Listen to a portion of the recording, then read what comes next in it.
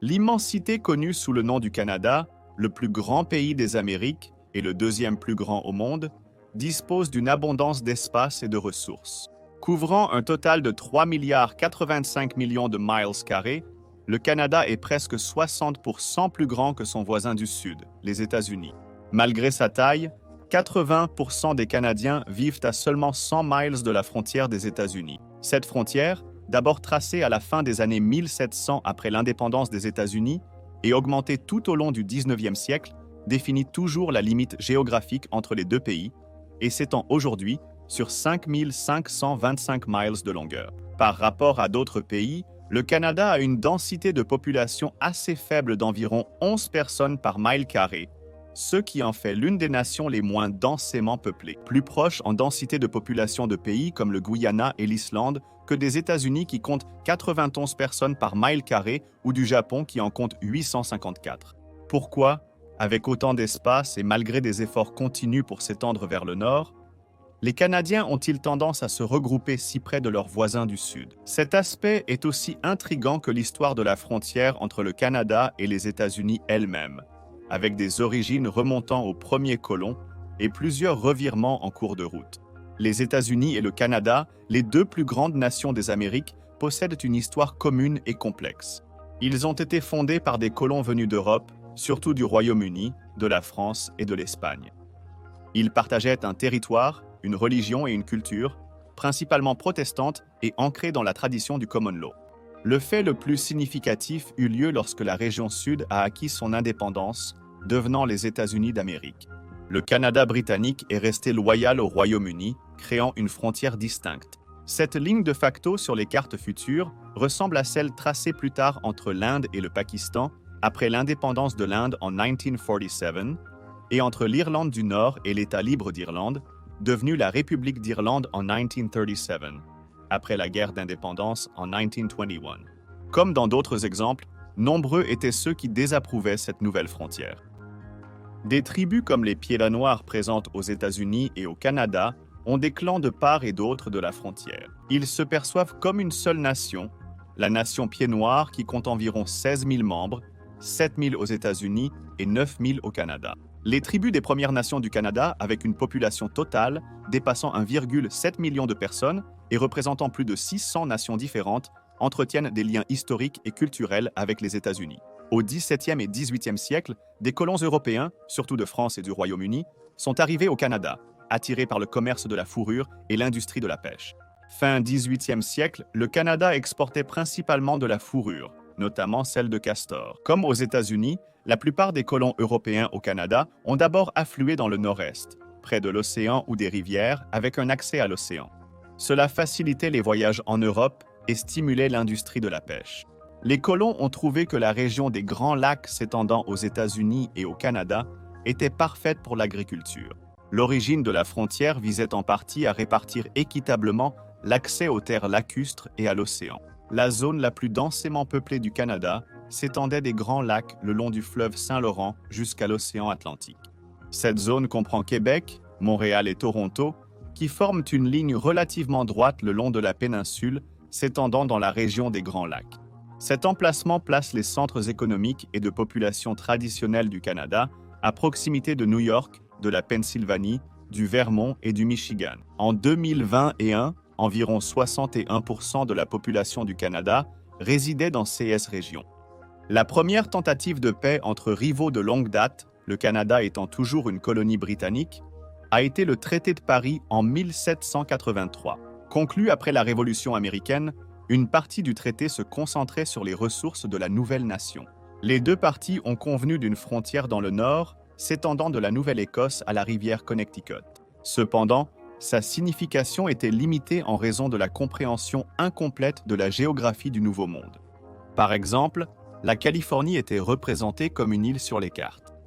L'erreur sera corrigée en 1747, cette frontière n'avait pas été anticipée au moment de l'accord initial.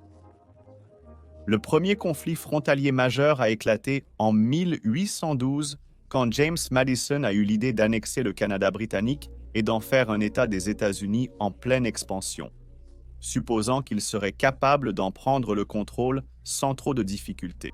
Les forces britanniques plus petites et leurs alliés autochtones se sont avérés bien plus résistants que prévu, et la guerre s'est terminée en impasse, aucun des deux côtés n'ayant vaincu. Mais les Britanniques ripostèrent et incendièrent la première Maison-Blanche avant de partir. La paix négociée en 1814 a mené au traité de Gand qui a restauré les frontières pour que les deux parties restent sur leur propre territoire.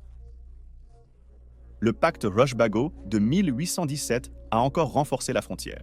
Cela a résolu la question de la frontière des Grands Lacs, mais qu'en est-il du reste droit de la frontière? La frontière telle que vous l'imaginez probablement entre les États-Unis et le Canada. Cela provient de l'expansion vers l'ouest. Les États-Unis et le Canada poussaient tous deux vers les Rocheuses, entraînant d'autres négociations. Le traité de 1818 convenait de respecter l'accord précédent, en prolongeant la ligne établie jusqu'à l'océan Pacifique, les deux parties perdant des zones qu'elles convoitaient. Les choses se sont calmées pendant près de 20 ans jusqu'en 1842, lorsque des litiges ont éclaté concernant la frontière entre le Maine et le Nouveau-Brunswick. Des erreurs présumées d'arpentage ont mené au traité de Webster-Ashburton de 1842. Ce traité n'a fait qu'ajouter plus de confusion à la frontière déjà particulière. Le traité de 1818 posait problème, faisant des Rocheuses une frontière naturelle. Le président américain James Knox Polk a fait campagne sur le fait que la région, maintenant la province canadienne de la Colombie-Britannique, devrait appartenir aux États-Unis. Malgré la victoire inattendue de Polk en 1845, le traité de l'Oregon de 1846 a évité une guerre. Le différend concernant les îles au-delà de la Colombie-Britannique continentale a été largement résolu par la guerre du cochon. En 1859, un colon américain, Lyman Cutlar, a tué le cochon d'un fermier britannique en revendiquant des droits fonciers dans la zone contestée des îles San Juan en vertu d'une loi. Cela a même conduit à une déclaration de guerre entre l'île de Vancouver, alors indépendante, et l'État de Washington. Bien que des troupes aient été envoyées, aucune victime n'a été enregistrée à part le malheureux cochon. La guerre s'est terminée par une décision attribuant les îles San Juan aux États-Unis, incitant les Canadiens britanniques à se retirer. Malgré les efforts pour définir la frontière entre les États-Unis et le Canada, qui est devenu indépendant en 1867, certaines incohérences subsistent. Un exemple est l'angle nord-ouest du Minnesota, plus au nord que tout autre point des 48 États inférieurs. Bien que physiquement dans les frontières canadiennes, il fait officiellement partie du Minnesota. Cette bizarrerie géographique a commencé avec le traité de Paris en 1783. L'accord initial entre les États-Unis et le Royaume-Uni a tracé la frontière entre divers points établis, spécifiquement de l'océan Atlantique au fleuve Mississippi, puis jusqu'à l'ouest du lac supérieur, l'extrémité nord au lac des Bois, un itinéraire qui a placé la majorité de l'angle dans la province canadienne du Manitoba. La démarcation, bien qu'intentionnelle, était basée au moins en partie sur une incompréhension historique de la région, qui provenait du fait que l'explorateur John Mitchell avait représenté le lac des Bois comme étant essentiellement en forme d'œuf, ce qui, comme nous le savons aujourd'hui, n'est pas le cas. Aujourd'hui, la seule indication de l'anomalie de la frontière est un panneau routier informant les conducteurs qu'ils entrent aux États-Unis. Une caractéristique essentielle du côté canadien de la frontière, intentionnellement préservée par le traité de Paris, est le fleuve Saint-Laurent, foyer de certains des premiers établissements non côtiers du Canada. Il accueille deux des plus grandes et des plus riches villes du Canada, Toronto et Montréal. Avant l'apparition des voitures et des trains, l'accès à la mer était essentiel pour le commerce et les relations avec l'Europe. Contrairement aux États-Unis, où les trains ont conduit à la propagation des grandes villes à travers le pays, le commerce canadien et la majeure partie de sa population sont restés dans les centres traditionnels comme Toronto, qui comptait déjà une population de 20 000 personnes en 1890. Un besoin accru de transport maritime a conduit à des améliorations de la voie navigable du Saint-Laurent, commençant par l'introduction d'écluses permettant à des navires de jusqu'à 186 pieds de long de passer facilement de la ville à la mer et jusqu'à l'Europe au-delà. Un avantage supplémentaire de l'emplacement, après que les négociations sur les frontières et le commerce aient été initialement résolues au moment de la conclusion du traité de Rush-Bagot en 1817, était que le Canada a trouvé un partenaire commercial volontaire et généralement amical dans les États voisins, en particulier New York, la Pennsylvanie et le Michigan. Cela a conduit à la construction du canal Erie en 1821 qui mesure 363 miles de long et a pris 8 ans pour être achevé. Le canal était principalement destiné à transporter des matériaux depuis Hamilton en Ontario, près de Toronto, qui était historiquement connu pour sa production d'acier. Mais il existait une classe de bateaux, appelés les cargos des Grands Lacs, utilisés à la fois par les États-Unis et le Canada, qui étaient autorisés à naviguer librement sur les Grands Lacs. Les eaux de CES-Lac appartiennent officiellement au domaine public en raison d'un principe juridique appelé la doctrine de la confiance publique. La coopération entre les deux pays a commencé à s'étendre à la voie navigable du Saint-Laurent dans les années 1890 et en 1959, la voie navigable était entièrement utilisable, rendant le canal aérier essentiellement obsolète. Un autre facteur qui maintenait la majorité des Canadiens dans la région du Saint-Laurent n'était pas économique, mais était une véritable barrière physique, le bouclier canadien. C'est le nom d'une partie exposée du craton nord-américain, une partie de la croûte continentale qui s'étend du Mexique jusqu'au Canada et jusqu'au Groenland. C'est un paysage formidable composé principalement de roches, avec plus de 2,7 milliards d'années d'histoire géologique, qui couvre environ 4,4 millions de miles carrés, ce qui en fait l'une des plus grandes régions géologiques du monde. Mais cela le rend également totalement inadapté à la construction ou à l'agriculture. Ce n'est donc pas un endroit idéal pour construire une ville. Bien qu'une partie du bouclier canadien s'étende aux États-Unis, c'est le nord-ouest de l'Ontario au Canada qui en subit l'impact le plus significatif.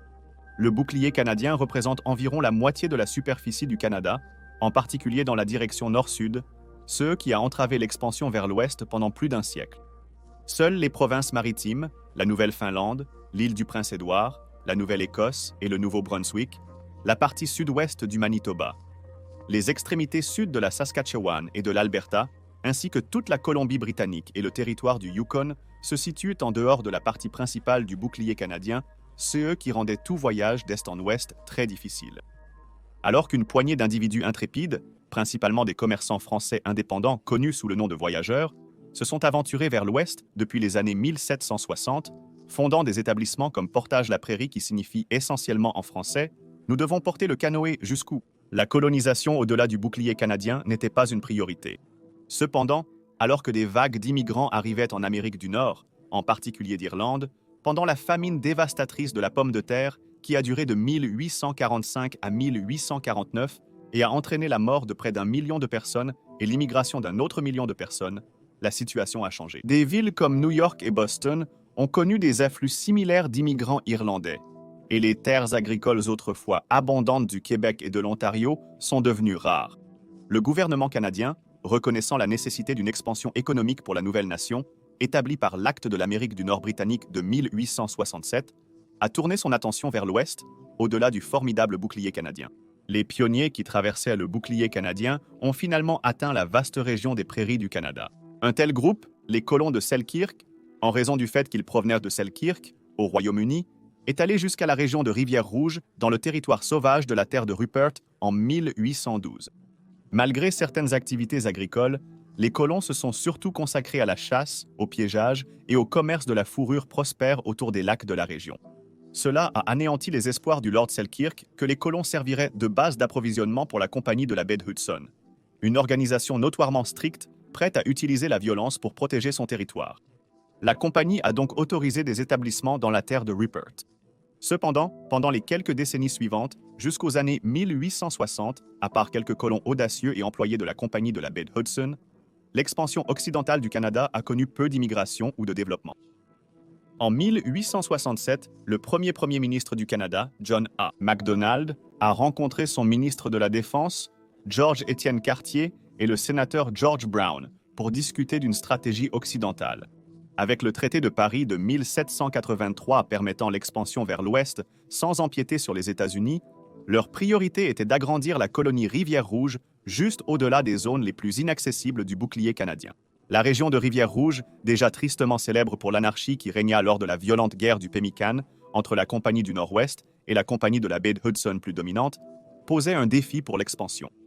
De 1812 à 1821, CS Compagnie se sont engagés dans une série de conflits armés pour défendre les droits de piégeage dans la région, le gouvernement étant trop décentralisé pour intervenir. Le conflit s'est finalement conclu via l'absorption de la Compagnie du Nord-Ouest par la Compagnie de la baie de Hudson. En 1866, la région de Rivière-Rouge échappait progressivement à l'emprise de la Compagnie de la baie de Hudson, qui était financée par le gouvernement britannique.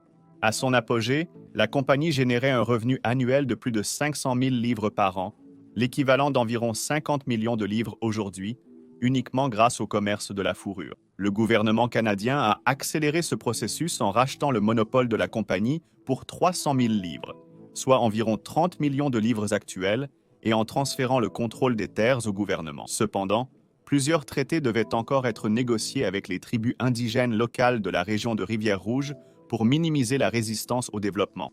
Un personnage inattendu, Louis Riel, un homme politique canadien basé dans le territoire de Rivière-Rouge, est alors apparu comme un défi pour le gouvernement. Riel a mobilisé le peuple métis, descendant des voyageurs canadiens-français et des tribus indigènes locales en CE qui concernent les droits raciaux, religieux et linguistiques. En réponse à la prise de contrôle supposée du territoire de Rivière-Rouge par le gouvernement, Riel a organisé ses partisans métis en un mouvement de résistance. À seulement 25 ans, il a été élu président du gouvernement provisoire de la région, qui a déclaré son indépendance du Canada et du Royaume-Uni en décembre 1869. Comme vous pouvez l'imaginer, le gouvernement fédéral à Ottawa était un peu irrité par la formation d'un gouvernement sécessionniste dans la région de Rivière-Rouge et il l'a considéré comme un acte de trahison. En raison de complications, le gouvernement fédéral s'est abstenu d'intervenir au Manitoba pendant la majeure partie de 1870, laissant le statut de la province de Riel incertain. Une préoccupation significative était la possibilité que Riel s'allie avec les États-Unis, ce qui perturberait près d'un siècle de traités entre les deux nations. De plus, la région de Rivière-Rouge constituait la terre la plus fertile disponible à l'ouest de l'Ontario dans les frontières du Canada. Céder aux demandes de Riel reviendrait essentiellement à créer un État souverain au sein du Canada, compromettant la croissance économique prévue. Pendant ce temps, Riel avait ses propres problèmes, car son peuple métis n'était qu'une faction dans la région de Rivière-Rouge. Les personnes nées dans le pays, également d'ascendance européenne et indigène, étaient majoritairement anglaises et protestantes, et étaient souvent en conflit avec les Métis. Riel a géré le problème en les intégrant, en élargissant le gouvernement pour inclure un grand nombre de représentants nés dans le pays. Néanmoins, Riel avait fort affaire avec une faction de Canadiens de l'Ontario dirigée par le docteur John Schultz, qui avait tout à gagner de l'investissement d'Ottawa. Les affrontements entre les forces de Riel et CS canadiens ont culminé lors de la guerre des Plaines, qui a conduit à l'arrestation de plusieurs loyalistes d'Ottawa et de Thomas Scott. Immigrant récent du nord de l'Irlande, Scott était un orangiste notoire, protestant anti-catholique nommé d'après Guillaume d'Orange, avec une haine marquée pour les catholiques. Alors que d'autres prisonniers furent libérés, Scott fut exécuté sans procès. Les négociations se passaient bien avec Ottawa, les deux parties espérant éviter la guerre, mais l'exécution de Scott a suscité un appel à la vengeance en Ontario, qui était majoritairement britannique et protestante, Toronto ayant elle-même un bon nombre de membres et de partisans orangistes. Pour éviter d'exacerber les tensions entre l'Ontario et le Québec, le premier ministre MacDonald a opté pour la diplomatie, envoyant une délégation à Rivière-Rouge pour engager des négociations. Les efforts de la délégation ont permis au Manitoba d'obtenir le statut de province, dissipant les inquiétudes concernant une éventuelle défection de Riel vers les États-Unis. MacDonald a fait preuve de peu de clémence envers les dirigeants du gouvernement provisoire de Rivière-Rouge, forçant Riel à s'exiler aux États-Unis pour éviter une exécution.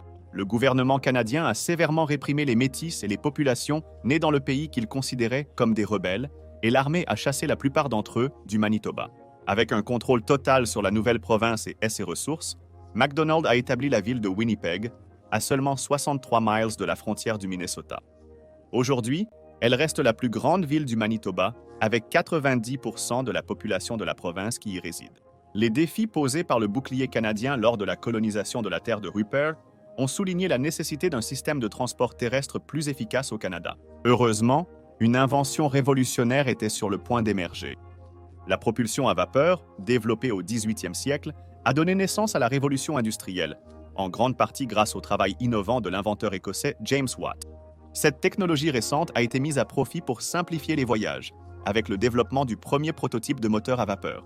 Initialement utilisés dans la célèbre industrie minière britannique, les wagons à charbon étaient tractés par des chevaux le long des premières voies ferrées, cédant finalement la place à des véhicules tractés par câble, aussi bien au Canada qu'aux États-Unis, dès les années 1820. Bien que ces méthodes aient eu une utilité limitée pour les voyages, les lignes de chemin de fer à vapeur se sont rapidement développées dans les îles britanniques, comptant plus de 6000 miles de voies en 1850. En parallèle, le Canada a vu l'introduction de son premier chemin de fer, le chemin de fer Champlain-Saint-Laurent, en 1836 qui reliait la prairie sur la rive sud du fleuve Saint-Laurent à Saint-Jean-sur-Richelieu sur une distance d'environ 20 miles. Alors que les chemins de fer s'étendaient vers l'est dans les provinces maritimes, le chemin de fer des mines d'Albion a été achevé en 1839 et est resté relativement court avec une longueur totale d'environ 6,5 miles. La première tentative de création d'un chemin de fer à longue distance pour les voyages de passagers a émergé dans les années 1840 avec la conception de la liaison Saint-Laurent et Atlantique. Cet effort coopératif, avantageux pour le Canada et États-Unis, a reçu l'appui de partisans à Portland, dans le Maine, et à Québec, au Canada, y compris celui de John A. Pour et d'Alexander Tilak Galt. L'objectif principal du chemin de fer était de fournir un accès régulier à l'océan Atlantique pour Québec et d'établir une connexion entre Portland et l'arrière-pays du Maine. Grâce à l'influence de Galt au Parlement canadien, la loi de garantie a été adoptée en 1849, fournissant un financement gouvernemental au projet de chemin de fer proposé de plus de 75 miles de longueur. En conséquence, le chemin de fer de 267 miles de long a été financé et achevé en 1853. À peu près à la même époque, l'homme politique et homme d'affaires canadien Alec MacNab a recueilli le soutien d'investisseurs des deux côtés de la frontière pour construire la grande voie ferroviaire de l'Ouest qui relie Windsor et les chutes du Niagara en Ontario. Windsor n'est qu'à 2 miles de Détroit et les chutes du Niagara ne sont qu'à 3 miles de Niagara à New York. La nature relativement ouverte de la frontière à cette époque a permis une utilisation comparativement facile de la grande voie ferroviaire de l'Ouest pour les intérêts américains. L'avènement des trains à vapeur a grandement simplifié les déplacements à travers le Manitoba et la terre de Rupert après la résolution de la crise du gouvernement provisoire.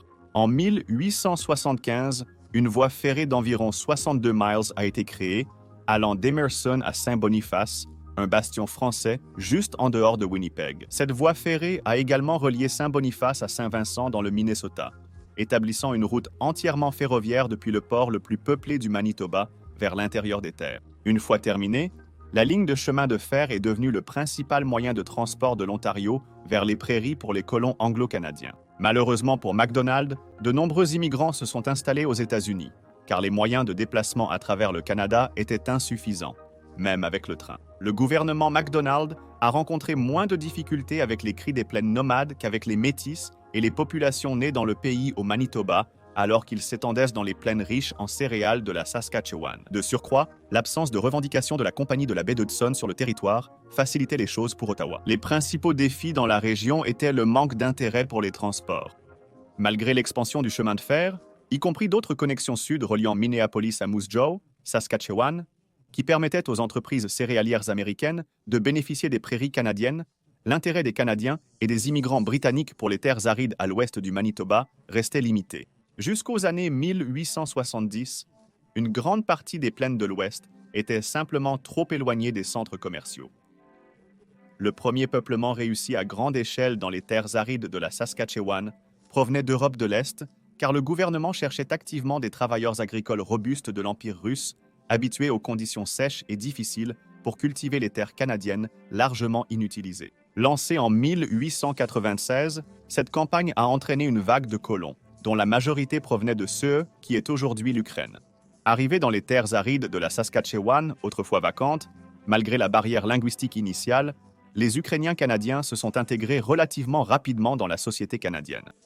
En 1911, la communauté avait vu ses membres élus à des postes publics au niveau municipal et provincial. En 1938, les Ukrainiens représentaient 2,2% de la population canadienne, la majorité résidant dans les prairies, en particulier dans la Saskatchewan. Malgré les défis rencontrés par le Manitoba et la Saskatchewan pour revendiquer et développer des terres, l'Alberta y est parvenu relativement plus facilement. En 1888, MacDonald a mis en œuvre un plan ambitieux appelé Contrat de pâturage pour promouvoir l'élevage dans les prairies. Les terres arides, riches en herbes et céréales naturelles, étaient parfaites pour l'élevage. C.S. Beau accordait jusqu'à 100 000 acres de terre pour une période allant jusqu'à 21 ans. Avec la croissance de l'industrie du bétail, en particulier autour de Calgary dans le centre-sud de l'Alberta, les baux se sont étendus pour inclure des droits d'implantation en 1892. Soutenu par l'investissement américain dans la prospère industrie du bœuf de l'Alberta, le service ferroviaire s'est encore étendu vers l'ouest et le sud, connectant l'Alberta au lucratif marché américain. Focalisé sur la production de céréales et de bœuf, les villes en développement de Regina, Saskatchewan et Calgary, Alberta, de grands centres de population de leur province, sont proches de la frontière américaine. Largement isolée tout au long de son histoire, l'énigmatique terre à l'ouest des montagnes rocheuses qui deviendrait la Colombie-Britannique a été habitée par de nombreuses tribus des Premières Nations pendant des milliers d'années. Le premier contact avec les étrangers a principalement eu lieu sur les îles et la côte ouest, plus accessible via le nord-ouest des États-Unis que depuis le Canada. Après le différend avec James Polk concernant le territoire de la latitude 54-40, les premières colonies non autochtones ont émergé autour de l'actuel Vancouver en 1862. Le port accessible offrait des connexions directes avec l'Asie et le nord-ouest des États-Unis. Une industrie du bois prospère est née en 1863, en partie stimulée par le bûcheron américain Sewell Moody, provenant du Maine. En 1870, alors que la majeure partie de la région était théoriquement sous contrôle canadien, des administrateurs régionaux ont envoyé un arpenteur dans les colonies de bûcherons en pleine expansion. Cela a conduit à l'établissement du premier site officiel de la ville de Granville, nommé d'après Lord de Granville. Cependant, la région était plus communément connue sous le nom de Gastown, d'après John Gassey Jack Dayton, le propriétaire du seul saloon légal de la région. Mais à l'époque, Gassey n'avait pas la même signification qu'aujourd'hui. L'expression était un terme argotique décrivant un ardent bavard. Un avantage significatif du site de la ville était sa localisation près de la côte Pacifique, offrant un port naturel ainsi que le fleuve Fraser qui s'écoulait du nord vers l'océan Pacifique. Le chemin de fer canadien-pacifique a choisi ce poste comme son arrêt le plus à l'ouest, reliant Vancouver à des villes aussi éloignées que Toronto. William Van Horn, le directeur de cette ligne de chemin de fer, a recommandé le nom de Vancouver en hommage à l'explorateur anglais George Vancouver, créant officiellement la ville au printemps 1886. L'influence de Van Horn a été cruciale, car la promesse d'étendre le chemin de fer de Toronto à travers les prairies et les Rocheuses jusqu'en Colombie-Britannique a joué un rôle majeur dans l'adhésion de la région au Canada en tant que province en 1871. La situation de Vancouver, à seulement 32 miles de la frontière américaine à Blaise, Washington, et avec le port naturel offrant un accès direct à l'Asie à travers le Pacifique, a contribué à sa croissance rapide. Elle est rapidement devenue le troisième grand centre commercial et de population du Canada, rejoignant Toronto et Montréal comme l'une des rares villes canadiennes largement connues par les Américains. L'île de Vancouver, également nommée d'après George Vancouver, a une histoire moins simple. La majorité de la plus grande île du Golfe est située à l'intérieur des frontières canadiennes, proche de Vancouver. L'extrémité la plus au sud, y compris la ville de Victoria, a été contestée lors du conflit de Polk au sujet de la latitude 54-40. Sir James Douglas, le premier gouverneur de la Colombie-Britannique, a déclaré l'île colonie de la Couronne en 1849. Cela signifiait que le gouvernement britannique était obligé de défendre la colonie, rendant Polk plus disposé à négocier. L'île de Vancouver a officiellement rejoint le reste de la Colombie-Britannique en 1866, un an avant l'indépendance canadienne et 6 ans avant que la Colombie-Britannique ne devienne une province. Le paysage rocheux et infertile du bouclier canadien, les défis en matière de transport ainsi que le climat froid ont été des facteurs significatifs dans la proximité des centres de population canadiens avec la frontière américaine. Mais qu'en est-il de l'autre frontière du Canada avec les États-Unis, celle qui est souvent oubliée? Vous pourriez être surpris d'apprendre que la majorité de la population du Canada dans le Grand Nord vit toujours près de la frontière américaine. Vous pourriez légitimement vous demander pourquoi. C'est tout simplement grâce au président Dwight D. Eisenhower. Eisenhower était un défenseur de longue date de l'État d'Alaska, l'ancien territoire russe qui était une possession officielle des États-Unis depuis 1867. SE's principale préoccupation concernant l'État d'Alaska était la sécurité nationale et sa propriété. Durant la guerre froide, l'Alaska, proche de la région asiatique de l'Union soviétique, était une cible privilégiée pour les frappes de missiles. À la suite d'une série de projets de loi, dont celui de la Chambre des représentants portant le numéro 7999, au cours de l'été 1958, l'Alaska a été officiellement nommé 49e État au début de l'année 1959. Cette désignation a créé une frontière nord avec le Canada, plaçant la ville de Whitehorse, dans le Yukon, à moins de 100 miles de Skagway, en Alaska. Aujourd'hui, Whitehorse, qui est la capitale du territoire du Yukon, compte une population de 25 000 personnes, soit plus de la moitié de la population totale du territoire. Bien que la longue frontière partagée entre le Canada et les États-Unis offre des avantages économiques, la conception initiale de la frontière a également conduit à certains défis inattendus. Un développement inattendu dans la ville de Derby Line, dans le Vermont, établi en 1791, fut un chevauchement de la frontière entre le Vermont et le Québec en raison de lacunes dans les réglementations frontalières. Cela est le plus clairement visible dans la bibliothèque et l'opéra Haskell, ce dernier ayant une scène qui se trouve au Canada et des sièges qui se trouvent aux États-Unis. Une situation unique est présente à Point Roberts, dans l'État de Washington. Avec une population de 1100 personnes, cette ville sur la péninsule de Tsawwassen dans le sud-ouest de la Colombie-Britannique n'est accessible qu'en conduisant à travers le Canada. Le trajet de 17 miles jusqu'au poste frontalier américain de Peace Ark est devenu problématique suite au renforcement de la sécurité frontalière par les États-Unis. Cette action a isolé Point Roberts des services essentiels de l'État de Washington, entraînant des complications telles que des bus scolaires qui ont été renvoyés pour éviter des incidents internationaux. De plus, pendant l'intensification par le gouvernement américain de l'application des politiques d'immigration entre 2016 et 2020, un nombre croissant d'immigrants ont cherché à atteindre les États-Unis via le Canada, dans l'intention de traverser la frontière à travers les prairies où les champs permettent de passer d'un pays à l'autre sans contrôle frontalier. L'attrait de cette vaste frontière non surveillée a conduit à l'arrivée de migrants en mauvaise santé, souvent atteints de gelures. La situation à la frontière entre le Canada et les États-Unis s'est améliorée, bien que ne revenant pas au niveau d'avant le 11 septembre. Dans des États comme Washington, New York, le Michigan et le Vermont, les passages frontaliers sont relativement faciles en raison de leur longue histoire d'intérêts économiques communs avec le Canada. De plus, la population née au Canada vieillit, avec un âge national moyen de 41 ans et un faible taux de natalité comparé à la moyenne des États-Unis de 38 ans en 2020. Cette tendance démographique a entraîné une surconcentration de la population dans les grandes villes, conduisant à une crise du logement en raison de la forte demande. Alors que de plus en plus de jeunes veulent profiter d'opportunités dans les puissances économiques sur l'une ou l'autre côte, la nation est confrontée à des défis pour faire face à la répartition inégale de sa population, qui ne cesse de s'aggraver. Pour faire face au problème du déclin de la population, le gouvernement tente activement d'attirer de nouveaux immigrants dans les régions du Nord en offrant des incitations importantes telles que l'indemnité de séjour dans le Grand Nord ajoutée à la rémunération pour la plupart des emplois. Cela a mené à de meilleures installations et à des solutions de transport novatrices pour l'approvisionnement des communautés du Nord.